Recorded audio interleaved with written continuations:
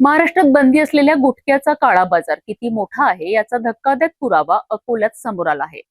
MIDC परिसरात सुरू असलेल्या अवैध गुटखा निर्मितीच्या कारखान्यावर खाद्य व औषध प्रशासनाने धाड टाकत तब्बल 1,23,00,000 रुपयांचा माल जप्त केला आहे। हजारो पॅकेट्स गुटखा, टनावारी कच्चा माल, अत्याधुनिक मशिनरी आणि मोठा सप्लाय नेटवर्कचे धागेदोरे या कारवाईत समोर आले आहेत। नेमकी काय आहे ही संपूर्ण कारवाई पाहूया या विशेष रिपोर्ट मधनं। अकोला एमआयडीसी फेज 4 परिसरातील महाकाया ग्रीन एनर्जी प्रायव्हेट लिमिटेडच्या जागेत सुरू असलेल्या अवैध गुटखा निर्मिती कारखान्यावर खाद्य व औषध प्रशासनाच्या पथकाने धडक कारवाई केली आहे। सहाय्यक आयुक्त देवानंद वीर यांच्या नेतृत्वाखाली अकोला, अमरावती आणि वाशिम येथील अधिकाऱ्यांच्या संयुक्त पथकाने गुप्त माहितीच्या आधारे हा छापा टाकलाय। या कारवाई दरम्यान विमल, वाह, रेड रेबल आणि बहार या नावाने प्रतिबंधित पान मसाला आणि सुगंधित तंबाखूचे उत्पादन व पॅकिंग सुरू असल्याचे आढळून आले।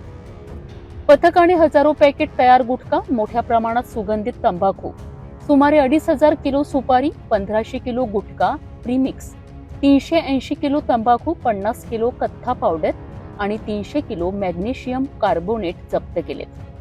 याशिवाय शेकडो पॅकिंग रोल, रिकामे पाऊच आणि इतर कच्चा मालही जप्त करण्यात आलाय।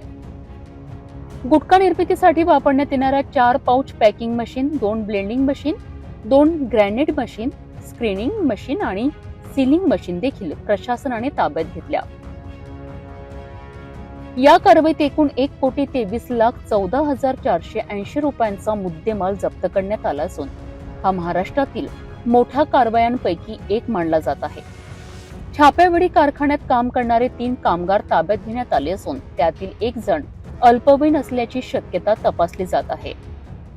या प्रकरणातील मुख्य आरोपी गौरव अशोक शर्मा हा कारवाईपूर्वीच फरार झाला असून पोलिसांनी त्याचा शोध सुरू केला आहे।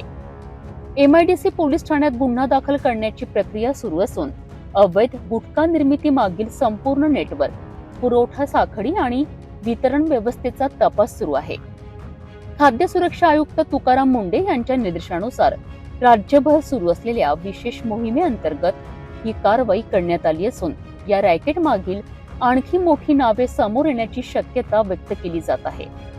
महाराष्ट्रात गुटख्यावर बंदी असतानाही कोट्यवधींचा हा अवैध व्यवसाय सुरू असल्याचे अकोल्यातील या कारवाईतून स्पष्ट झाले आहे।